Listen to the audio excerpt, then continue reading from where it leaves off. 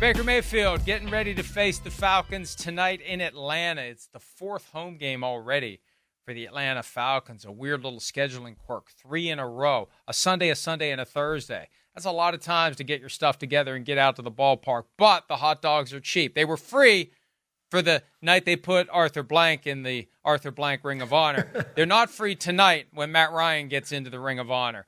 But regardless, the Falcons are favored in this one by 1.5, and I'm not really shocked, even though the Falcons are 2-2.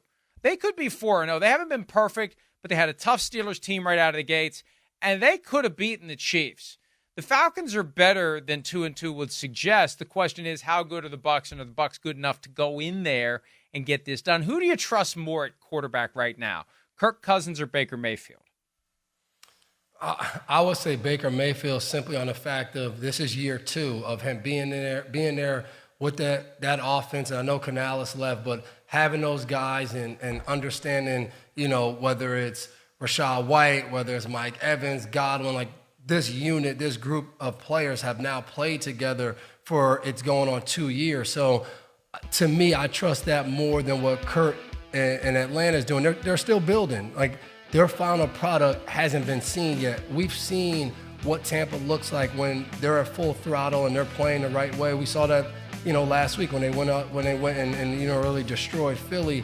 And, we were there last year in the playoff game where they went toe-to-toe with Detroit and then, went on to beat Detroit this year. So I like what Tampa does, and I think what Baker Mayfield brings to that team, his confidence, his edge and passion that he has in the game, that you can tell they feed off of that. And, we talked about it earlier in the show, to say like you were brought to a team because you were going to bring fun and to know that you were replacing Tom Brady. Like there's a certain level of confidence to even think about saying that I think those guys really relish on offense of playing with him, of how he's going to approach the game. So yeah, right now for me, it would definitely be Baker Mayfield.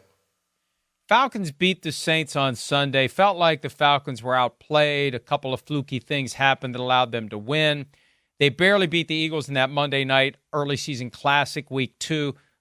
The Buccaneers mopped up the floor with the Philadelphia Eagles. I really do think the Buccaneers are the better team right now. And the fact that they're underdogs plays right into their hands. They love that. They look for any actual or perceived sign of disrespect, even though it's a slim one. You can still, I think, allow the Buccaneers to get a little kick in the pants from the perception that the Falcons are better. What do you think this ultimately comes down to? I'm interested to see. I think Atlanta has some injuries on the front offensive line. So when you play against Todd Bowles and the Tampa Bay defense, you're going to get different exotic pressures. They're going to blitz. They're going to send 5 guys, 6 guys. And it's going to be, can they hold up? There's no Antoine Winfield Jr. So the different things that they've had to do as a defense, we saw they can still be very good on defense. And big shout out Levante Davis still playing at a high level. So I want to see how Atlanta handles that with their front.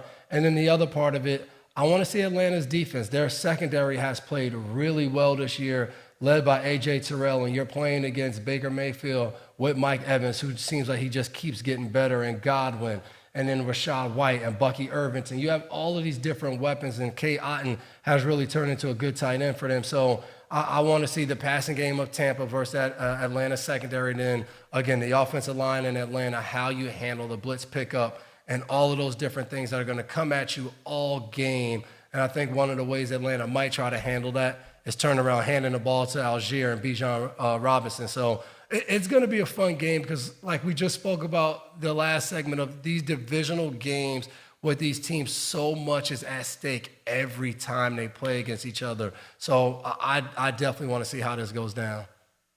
You mentioned Antoine Winfield Jr. He got injured in week 1. And the only good news for the Buccaneers as it relates to his injury, he did practice on Wednesday on a limited basis. And that's the first time he's been on the practice field since suffering that injury. They need him back. They keep racking up these wins without him. That's good. They'll be even better when they get him back. They need Kalijah Cansey back out there as well. They got Vita Vea back this past weekend.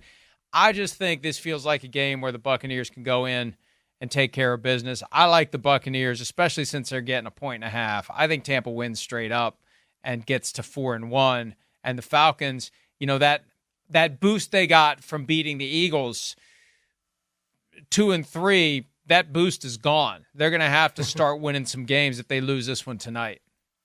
Yeah, I agree with you. I think I like Tampa as well for the fact of, I think you hit it. Atlanta could have won some of those games. You look at Pittsburgh, but you also said they could have lost some of these games that they've won. And I think that's the key of Atlanta still trying to find themselves. And you never know when it happens. Like, this could be the night, that they hit their stride and they play good ball. But I think it's tough when you're still trying to find yourself. Now you come into a short week against a team who is like, they're kind of rolling right now. They fed off the momentum of last year, and I've always loved that about teams of, yes, you can't take last year into this year, but you can start the new year saying, we're not going backwards. Like, we left at a certain point, we need to pick up. So we expect you guys to come in to know what you're doing. We're going to start ahead of where we started last year, and we're going to just start rolling. And it feels like Tampa had that approach this offseason, and you can see it paying off early in the season so far.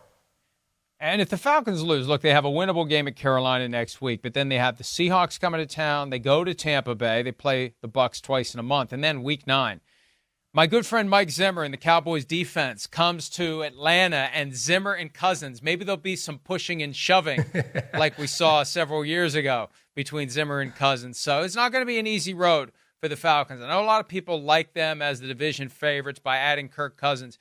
This is not an easy division. And the Buccaneers have been overlooked and disregarded. The Buccaneers are a very good team, notwithstanding the fact that they somehow stepped in a pothole against the Broncos in Week 3. Hi, it's Mike Florio. Thanks for watching PFT on YouTube. Hit subscribe for the latest news and analysis from Pro Football Talk.